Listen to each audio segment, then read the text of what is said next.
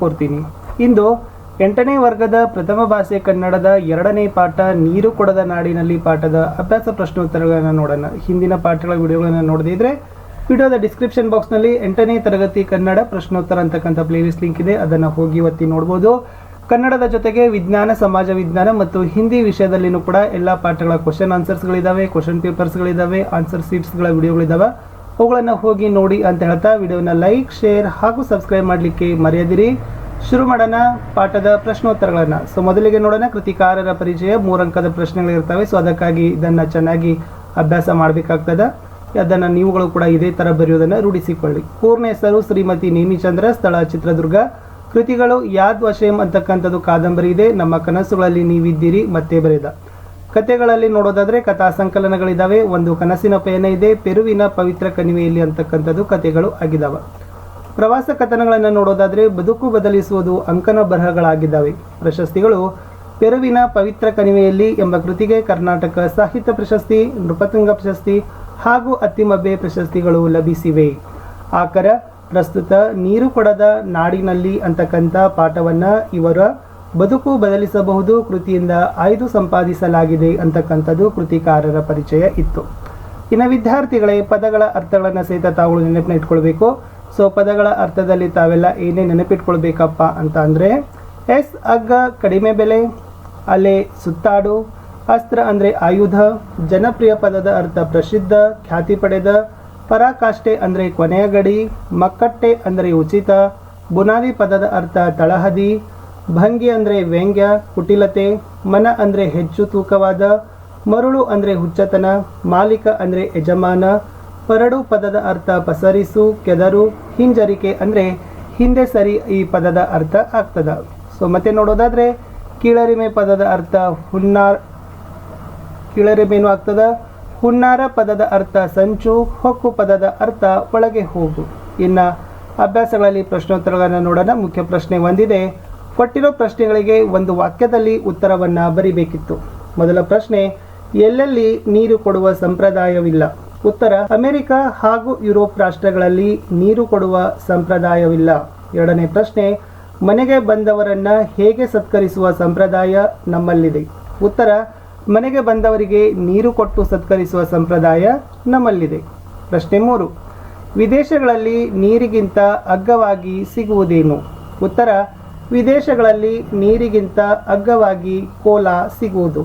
ಪ್ರಶ್ನೆ 4, ಭಾರತದಲ್ಲಿ ಇತ್ತೀಚೆಗೆ ಯಾವ ಹುನ್ನಾರು ನಡೆದಿದೆ? ಉತ್ತರ, ವಿದೇಶದಂತೆ ನಲ್ಲಿಯ ನೀರು ಶುದ್ಧವಲ್ಲ, ಶುದ್ಧ ನೀರು ಬಾಟಲಿಗಳಲ್ಲಿ ಮಾತ್ರ ಕೊಂಡು ತರಬಹುದೆಂದು ಜನರ ತಲೆ ತೊಳೆಯುವ ಹುನ್ನಾರ ನಡೆದಿದೆ. ಪ್ರಶ್ನೆ 5, ಸರ್ವರಿಗೂ ವೇದ್ಯವಾಗಿರುವ ಅಂಶಗಳಾವವು? ಉತ್ತರ, ಹೊಸ ಹೊಸ ದಿನಾಚರಣೆಗಳು ಉಕ್ಕಿದ ಪ್ರೀತಿಯ ಸಂಕೇತಗಳಲ್ಲ. ಅವುಗಳ ಹೆಸರಿನಲ್ಲಿ ಗಿಫ್ಟ್ ಹಾಗೂ ಗ್ರೀಟಿಂಗ್ ಕಾರ್ಡ್ಗಳನ್ನು ಮಾರುವುದು ಹೊಸ ಹುನ್ನಾರಗಳೆಂಬುದು ಜನರಿಗೆ ವೇದ್ಯವಾದ ಅಂಶಗಳಾಗಿವೆ. 6ನೇ ಪ್ರಶ್ನೆ, ಲೇಖಕಿಗೆ ಹೋಟೆಲ್ನಲ್ಲಿ 4 ಲೋಟ ನೀರು ತಂದಿಟ್ಟಾಗ ಆದ ಅನುಭವವೇನು? ಉತ್ತರ, ಹೋಟೆಲ್ನಲ್ಲಿ 4 ಲೋಟ ನೀರು ತಂದಿಟ್ಟಾಗ ಲೇಖಕಿಯ ಬಾಯಿ ಹಾಗೂ ಮನಸ್ಸು ತಂಪಾದವು. ಇನ್ನು ಮುಖ್ಯ ಪ್ರಶ್ನೆ 2 ಇದೆ. ಕೊಟ್ಟಿರೋ ಪ್ರಶ್ನೆಗಳಿಗೆ 2-3 ವಾಕ್ಯಗಳಲ್ಲಿ ಉತ್ತರಗಳನ್ನು ಬರೀಬೇಕು. ಮೊದಲ ಪ್ರಶ್ನೆ ಇತ್ತು, ವಿದೇಶಗಳಲ್ಲಿ ಬಾಯಾರಿಕೆಗೆ ಧಾರಾಳವಾಗಿ ಏನೇನು ದೊರೆಯುವವು? ಉತ್ತರ, ವಿದೇಶಗಳಲ್ಲಿ ಬಾಯಾರಿಕೆಗೆ ಕೋಲಾಗಳು, ಫ್ರೆಂಚ್ ವೈನ್, ಬಿಯರ್ ಹಾಗೂ ಬಟಲಿಗಳಲ್ಲಿ ತುಂಬಿದ ಹಣ್ಣಿನ ರಸಗಳು ಧಾರಾಳವಾಗಿ ದೊರೆಯುತ್ತವೆ. ಪ್ರಶ್ನೆ 2, ಗುರುದ್ವಾರಗಳ ಬಳಿ ಸ್ವಯಂ ಸೇವಕರು ಏನು ಮಾಡುತ್ತಿದ್ದರು? ಉತ್ತರ, ಗುರುದ್ವಾರಗಳ ಬಳಿ ಸ್ವಯಂ ಸೇವಕರು ನೀರಿನ ದೊಡ್ಡ ಕೊಳಾಯಿಗಳನ್ನು ಹಿಡಿದು ಅಲ್ಲಿ ನಿಲ್ಲಿಸಿದ ಆಟೋಗಳಲ್ಲಿ, ಬಸ್ಸುಗಳಲ್ಲಿ ಕುಳಿತ ಪ್ರಯಾಣಿಕರಿಗೆ ಹಾಗೂ ದಾರಿ ಹೋಕರಿಗೆ ನೀರನ್ನು ತುಂಬಿ ಕುಡಿಸುತ್ತಿದ್ದರು. ಪ್ರಶ್ನೆ 3, ಕೋಲಗಳ ಆಸೆಯಿಂದ ನಾವು ಏನೆಲ್ಲವನ್ನ ತೊರೆದಿದ್ದೇವೆ? ಉತ್ತರ, ಕೋಲಗಳ ಆಸೆಯಿಂದ ನಾವು ನಮ್ಮ ಎಳನೀರು, ಮಜ್ಜಿಗೆ, ಪಾನಕ, ಕಬ್ಬಿನ ಹಾಲು, ತಾಜಾ ಹಣ್ಣಿನ ರಸ ಮೊದಲಾದವುಗಳನ್ನು ತೊರೆದಿದ್ದೇವೆ. ಪ್ರಶ್ನೆ 4, ನಾಗರಿಕತೆಯ ದೊಡ್ಡ ಅನಾಹುತಗಳಾಗಿ ಕಾಣಿಸಿಕೊಳ್ಳುತ್ತಿರುವ ಆಚರಣೆಗಳಾವವು? ಉತ್ತರ, ನಮ್ಮ ಸಂಸ್ಕೃತಿಯ ಮೇಲೆ ದಾಳಿ ಮಾಡುತ್ತಿವೆ ಎನ್ನಲಾಗುವ mother's day, father's day, Valentine day ಮೊದಲಾದ ವಿದೇಶಿ ಆಚರಣೆಗಳು ನಾಗರಿಕತೆಯ ದೊಡ್ಡ ಅನಾಹುತಗಳಾಗಿ ಕಾಣಿಸಿಕೊಳ್ಳುತ್ತವೆ. ಪ್ರಶ್ನೆ 5, ಜನಪ್ರಿಯ ಹೋಟೆಲ್ನ ಮಾಲೀಕನಿಗೆ ತಂಪು ಪಾನೀಯ ಕಂಪನಿ ಹೇಳಿದ್ದೇನು? ಉತ್ತರ, ನಿಮ್ಮ ಹೋಟೆಲಿಗೆ ಗ್ರಾಹಕರು ಬಂದೊಡನೆ ಅವರಿಗೆ ನೀರನ್ನು ಕೊಡಬೇಡಿ. ನೀವು ಅವರಿಗೆ ನೀರು ಕೊಡುವುದನ್ನು ನಿಲ್ಲಿಸಿದರೆ ನಾವು ನಿಮಗೆ ಇಂತಿಷ್ಟು ಹಣ ಕೊಡುತ್ತೇವೆ ಎಂದು ಜನಪ್ರಿಯ ಹೋಟೆಲ್ನ ಮಾಲೀಕನಿಗೆ ತಂಪು ಪಾನೀಯ ಕಂಪನಿಯೊಂದು ಹೇಳಿತ್ತು. ಮುಖ್ಯ ಪ್ರಶ್ನೆ 3. ಕೊಟ್ಟಿರೋ ಪ್ರಶ್ನೆಗಳಿಗೆ 5-6 ವಾಕ್ಯಗಳಲ್ಲಿ ಉತ್ತರಗಳನ್ನು ಬರೀಬೇಕು. ಮೊದಲ ಪ್ರಶ್ನೆ, ದುಡ್ಡಿಲ್ಲದೆ ಕುಡಿಯಬಲ್ಲ ನೀರು ಸಿಗುತ್ತಿದ್ದ ಕಾಲದ ಬಗ್ಗೆ ಲೇಖಕರ ಅಭಿಪ್ರಾಯವೇನು? ಉತ್ತರ, ಈ ಹಿಂದೆ ನಮ್ಮ ನಾಡಿನಲ್ಲಿ ದುಡ್ಡಿಲ್ಲದೆ ಪುಕ್ಕಟೆಯಾಗಿ ಕುಡಿಯಬಲ್ಲ ನೀರು ದೊರೆಯುವ ಕಾಲವೊಂದಿತ್ತು. ಆ ಕಾಲದಲ್ಲಿ ಮನೆಯ ಕಂಪೌಂಡಿನ ಗೋಡೆಯ ಪಕ್ಕ ದನಕರುಗಳಿಗೆ ನೀರು ಕುಡಿಯಲು ಸಣ್ಣ ತೊಟ್ಟಿಗಳಲ್ಲಿ ನೀರನ್ನು ತುಂಬಿಸಿ ಇಡುತ್ತಿದ್ದರು. ದಾರಿ ಹೋಕರು ನೀರು ಕುಡಿಯಲೆಂದು ಪುಣ್ಯಾತ್ಮರು ಮಣ್ಣಿನ ಮಡಿಕೆಗಳಲ್ಲಿ ನೀರನ್ನು ತುಂಬಿ ಅರವಟ್ಟಿಗೆಗಳನ್ನು ನಡೆಸುವ ಸಂಪ್ರದಾಯವಿತ್ತು. ಗುರುದ್ವಾರಗಳ ಬಳಿ ಸ್ವಯಂ ಸೇವಕರು ನೀರನ್ನು ತುಂಬಿ ಪ್ರಯಾಣಿಕರಿಗೆ ಹಾಗೂ ದಾರಿ ಹೋಕರಿಗೆ ಕುಡಿಸುತ್ತಿದ್ದರು. ಮನೆಗೆ ಬಂದವರಿಗೆ ಮೊದಲು ನೀರು ಕೊಡುವ ಸಂಪ್ರದಾಯವಿತ್ತು. ಹೋಟೆಲ್ಗಳಿಗೆ ಹೋದೊಡನೆ ನೀರನ್ನು ಕೊಡುತ್ತಿದ್ದರು ಎಂದು ಲೇಖಕರು ಅಭಿಪ್ರಾಯ ಪಡುತ್ತಾರೆ. 2ನೇ ಪ್ರಶ್ನೆ, ಕಂಪನಿಗಳು ಅಪ್ಪಟ ಅಗತ್ಯದ ವಸ್ತುಗಳನ್ನು ಇವಿಲ್ಲದೆ ಬದುಕಿಲ್ಲ ಎಂಬಂತೆ ಹೇಗೆ ಬಿಂಬಿಸುತ್ತವೆ? ಉತ್ತರ, ನಮ್ಮ ಭಾರತೀಯ ಸಂಸ್ಕೃತಿಯಲ್ಲಿ ಕೊಂಡ ಒಂದು ವಸ್ತುವನ್ನು ಬದುಕಿನುದ್ದಕ್ಕೂ ಬಳಸುವ ಪರಿಪಾಠವಿತ್ತು. ಅನಗತ್ಯ ವಸ್ತುಗಳಿಗೆ ಅವಕಾಶವಿರಲಿಲ್ಲ. ಆದರೆ ನಾವು ಇಂದು ಬೇಕುಗಳ ಬಲೆಗೆ ಬಿದ್ದಿದ್ದೇವೆ. ಹೊಸದಾಗಿ ಮಾರುಕಟ್ಟೆಗೆ ಬಂದ ಬೈಕ್, ಕಾರು, ಸೆಂಟ್, ಶೂ ಹೀಗೆ ಬಂದಿದ್ದೆಲ್ಲವೂ ನಮಗೆ ಬೇಕು. ಈ ಬೇಕುಗಳನ್ನು ಪ್ರೇರೇಪಿಸಿ ಅವುಗಳನ್ನು ನಮ್ಮ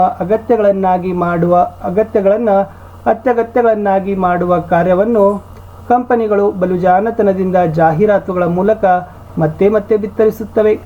ಆರಾಮ, ಐಷಾರಾಮದ ಅಪ್ಪಟ ಅನಗತ್ಯ ವಸ್ತುಗಳನ್ನು ಇವಿಲ್ಲದೆ ಬದುಕಲು ಸಾಧ್ಯವಿಲ್ಲ ಎನ್ನುವಂತೆ ಬಿಂಬಿಸುತ್ತವೆ. ಪ್ರಶ್ನೆ 3, ಲೇಖಕಿಗೆ ಬೆಂಗಳೂರಿನಲ್ಲಿ ನೀರು ಕೊಡದ ಸಂಸ್ಕೃತಿಯ ಬಗ್ಗೆ ಅನುಭವವನ್ನು ಬರೆಯಿರಿ.